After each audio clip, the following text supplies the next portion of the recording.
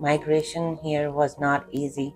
Connecting with a lot of people was not that easy. So mostly we stayed home. So I remember we used to cry. A person, a staffer of an immigrant organization, she told me that I wasn't allowed to receive any benefits or even that my refugee status could be revoked. So I grew up in the foster care system from the age of 3 to 14. So I experienced a lot of racism from a very young age to even now, today. Coming to Calgary, it was like coming to a new country. Although it was within the same country, but it looked as if I was in a new country. The language was different, the culture, and so many things was new for me here.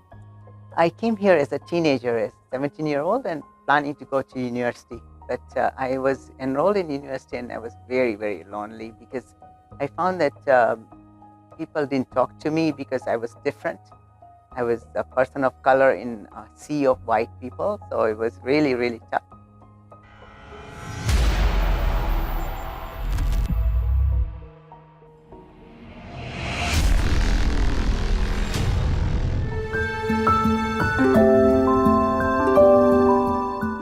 Calgary, a city with boundless opportunities and rich diversity, reflects the hopes, aspirations, and challenges of the people who call it home. Yet, behind its skyline are the untold stories of racialized people and ethno-cultural groups. Stories of resilience, courage, and a relentless fight against racism. This is the unfolding stories of racialized and immigrant communities. A story of strength, resilience, unity, and hope. ActionDignity is an organization that does a lot of great work in the community, supporting the racialized communities. And the essence of this documentation is to look at racialized communities that we work with through the program of the social and economic inclusion. And we want to hear their stories. A lot of marginalized communities feel very marginalized, feel that their voices are not being heard. And so it's a great way to document their stories so that we can help in amplifying their voices. In 2002, ActionDignity was established with a sole vision of creating a just and fair society in Calgary. This organization has gone through transformations, but currently our mission statement is really to work with ethno-cultural communities, racialized communities, equity-seeking groups, to really create a transformational change in our society and communities. And when I talk about transformational changes, I'm talking about transformational changes in the areas of gender equity, public safety, workers' rights, systems change and mental health issues. These are the areas of focus for ActionDignity. At the heart of our mission at ActionDignity is to create transformational change in the community and society by working with ethno-cultural, racialized, and equity-seeking groups. The people's stories reflect the essence of our work: to empower communities, amplify voices, and break down barriers because everyone is worthy of dignity and respect. So these stories that we are documenting, it's a way for members of the community to hear their voices. It creates the platform for them to amplify the voices of those people that we have relegated to the background, those people that their voices are not being heard, and who often feel that they are marginalized. Hi, my name is Nazim Ismail, and I've been in Canada for almost 50 years. It'll be 50 years next year in spring. And I came here as a teenager, as a 17-year-old, and planning to go to university. But I was enrolled in university and I was very, very lonely because I found that people didn't talk to me because I was different. I was a person of color in a sea of white people, so it was really, really tough. And I met somebody from Tanzania, and I, got married because I thought it would be better my life, right? So that was the one mistake I made, I feel, because I should have continued studying and not been worried so much about being lonely. In the meantime, I had 2 children, and life was busy. And when in my 50s, I finally decided that this is it. I'm going to get that education that I always wanted. So for my 50th birthday, I gave myself a gift of education. They said that I had to have an English aptitude test in order to apply for a university. And guess what? The aptitude test could only be taken in Manitoba. So you had to travel to Manitoba to go get the aptitude test, which was kind of crazy. So I asked, is there anything I can do? Can I just take one course at the university? He said, sure, you can take one course at the university, but you can't apply as a student. So this is fine. So what did I do? I went and applied for an English course. I didn't take the low-level English course. I took the higher-level English course. And, the person who was enrolling me laughed. She said, I'm sure you'll fail at this course because it's a very tough course. I said, don't worry about it. I'll figure it out. Guess what I did? I passed with an A in that course. And then I went to the dean's office and showed her my report. See, I did this English course and I got an A in it. So does that mean that I can speak English and I understand English? So she says, yeah, that does mean that. So, okay, sure, we'll enroll you. So they did. That's how I ended up in the university. And I actually finished with a double major in English and women's studies. My plan was to go and get a lawyer's degree because I had seen how tough it was for immigrants and for women here in Canada. So I wanted to become a lawyer in order to help women mostly because I myself had a very tough marriage. So I wanted to make sure that other women didn't go through what I went through. So I wanted to do that, but unfortunately my health didn't keep up. In my case, it was a little bit different. When I came with the mind that I have to do the same I was doing in my country, like provide a beautiful house to my family, good income in the house so we can have food, education, and everything that we needed. And didn't happen that way. I wanted to go through my professional background in international law and that kind of thing. However, I have one of the maybe learning learning moment in my life in which a person, a staffer of an immigrant organization, she told me that I wasn't allowed to receive any benefits or even that my refugee status could be revoked. And I was shocked by that. And I decided not to go back ever to any organization like that. And I decided, you know what, I have to work hard.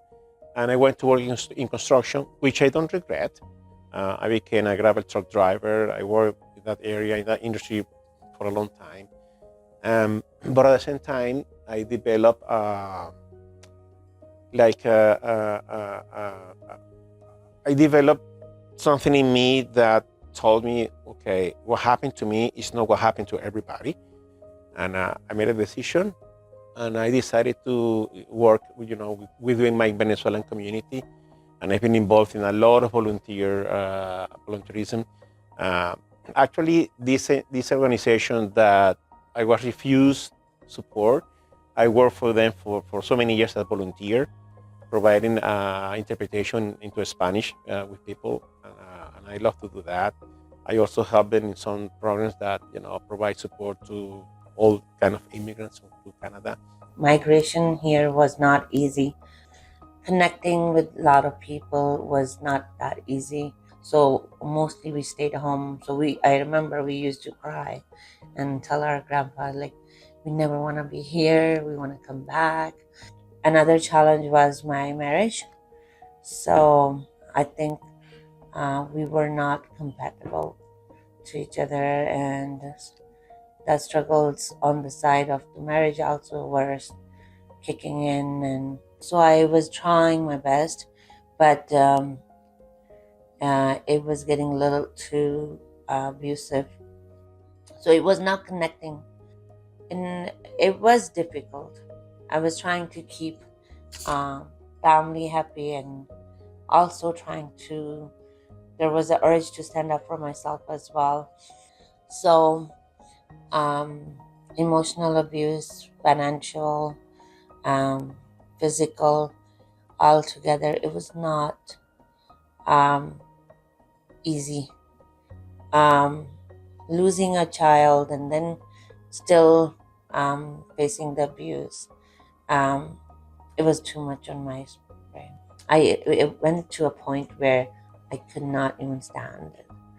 For like verbal abuse was constant. If I'm 3 hours at home, it's 3 hours of that swearing. My parents tried to talk to him, nothing worked, and then I think it was the plan that to take me to a point where I would leave, so the community will say that she's the one who left me, and that's actually what happened then. I've been living in Calgary since 1984. We moved here. So I grew up in the foster care system from the age of 3 to 14. So I experienced a lot of racism from a very young age to even now, today. And myself being a survivor of foster care, alcoholism, family violence, racism, a lot of things. The first time I remember my first racism, I can remember it was at school, and I didn't understand why the teacher kept telling me my math questions were wrong, and they were right. Coming out of the drug addictions and stuff like that, and knowing that I can connect with people nowadays and be like, oh, I was in your position. I know where you, it doesn't matter who you are or where you come from. I can say, well, I was an alcoholic. To this day, I still tell people I'm an alcoholic. I'm a drug addict, so I can relate to them. And there's a lot of people that are indigenous that don't know how to express that part of themselves yet. I am 19 years old and I've been in Canada for over 11 years. I came here when I was 8 with my entire family. So my 2 sisters and my parents, and yeah, we came here. We were originally from Congo, but we lived in Zambia for a long period of time. And then we moved here, of course. Yeah, so living in Canada has been a very good experience for me. Obviously, I spent most of my life here, so it's all I know. But I would say that the biggest kind of challenge from that was kind of learning when to not assimilate and when to assimilate. I think especially coming when you're really young, it kind of gets you a weird concept because you're in between 2 cultures in a way, because you're so susceptible to Canadian culture and like the way young people around you act and talk and things, but you also have your parents and their way of doing things and the culture that you saw when you were younger. And so it's a bit of a disconnect, being like, how do I manage these 2 halves and these 2 sides to me? I think I managed it, one, by just kind of allowing myself to, one, be proud of the culture I am from, and as well being okay with taking the things I like from both cultures and making them who I am. So I arrived in Canada as a foreign student in Quebec, so I'm French speaking. And so I have attended university before coming to Canada. So I had an engineering degree from Senegal. And also, when I came in Canada, I was doing a master. After I graduated, I moved to Calgary. When I arrived in Calgary, we didn't have many Senegalese people here. I believe we have 2 families, and I didn't know them. So we have some challenges. Every immigrant here arrive here, especially if you are French speaking. Even though I was very good in English, your accent is a challenge. In the year 2000, I was landed immigrant in Quebec, and that was a renaissance for me, because as an Afghan woman, I had lots of hardship, lots of difficulties. So in 2012, our family decided to come to Calgary, and because, for my husband, it was a bit difficult also to learn French. He used to live in Toronto it was a bit difficult. Like, English, like French is a challenging language, then we moved here. My kids were young at that time. Coming to Calgary, it was like coming to a new country. Although it was within the same country, but it looked as if I was in a new country. The language was different, the culture, and so many things was new for me here. Coming to here also, I started, to find my way towards those resources to be able to support the community. So I met Rosbina Natu, who is the founder and president of Focus on Seniors. And she right away hired me or recruited me as a volunteer. And I started working with her in supporting Afghan seniors through her organization. The work of ActionDignity is guided by its vision for a Calgary that is just and equitable society for all. And the way we do our work is to collaborate with ethno-cultural community organizations, with racialized organizations, and with equity-seeking group to achieve transformational changes. And how we envisage the transformational changes is within the 5 programming of ActionDignity. And these are gender equity, and we have public safety, we have mental health, we have social inclusion and economic empowerment, and we have workers' rights as well. So our job helps to build capacity of community leaders as well through the workshops that we offer. There are times that we, have opportunity of, providing grants for these community members through our community action plan programs, because sometimes we get, funding from funding partners that we use in, providing small grants to these organizations. And we also help them as well beyond those grants. We also provide support for them when they write proposals for grant funding to funding partners. So we build their capacity. We act as charitable partners, for those organizations so that they could get what they need to get from the community, from the funding partners. Being a part of ActionDignity and everything like that, like it's just been so eye-opening and oh wow. A training came up from ActionDignity called leadership training, and I don't remember how I was connected with ActionDignity, but I took that training with Lynn, and it was amazing. And then when Lynn found out that I have already a group of single moms, Lynn was very impressed that I already have a bigger group and so on. Like, why don't you register? They assisted me to register and gave some trainings and so on.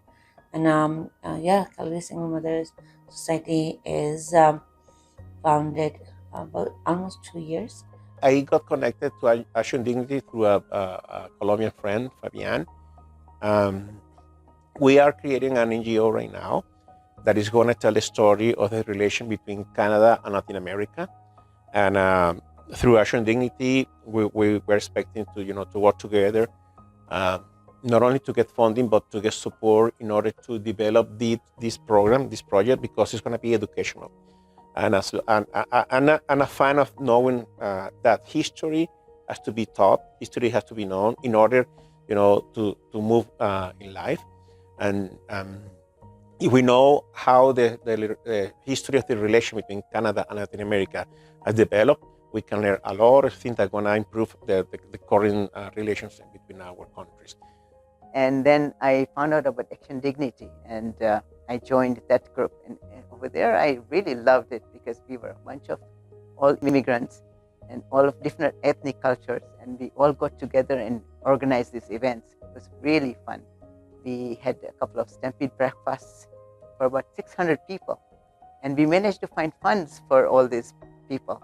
And we had a really elaborate stampede breakfast, and we did all these cultural programs. We had a few cultural programs here at the library. The library used to have a really big theater, the old library, and we did a lot of cultural programs there. And I also ended up joining the Calgary Multicultural Center and helping them out too with all the programs and stuff, because I was really interested in arts. So she contacted ActionDignity and was able to have a partnership with ActionDignity. And since then, we have ActionDignity has been very helpful. We were able to get some grant from through ActionDignity for board. I believe one of the courses is going to happen today at 7. The second one of the courses that we were able to have a grant to fund that training for our board. A point in time where I can say that really made me think of putting my two cultures together was probably also in ActionDignity. Funny enough, we were doing poetry kind of like spoken poetry thing, and it was the first time doing something creative in that way. And it was talking about like obviously coming to Canada and things like that. And I think that was the time when I was probably like 13-ish, where I had to write a poem about those two cultures. And I think that's when I realized that my two cultures are really good and they coexist and they can work together, especially seeing other people, because most of the people in the program were actually older than me. So seeing those people, how they interacted, how they used their two cultures really impacted me personally and made me think, I can go through and be my own person. Afghan seniors were the most isolated. We brought them, to our community events. We brought them to socialize with other community members. And Rosbina did lots of efforts, to support Afghan community. Through those activities, I was hired by ActionDignity as community connector. And for 5 years, I worked at ActionDignity.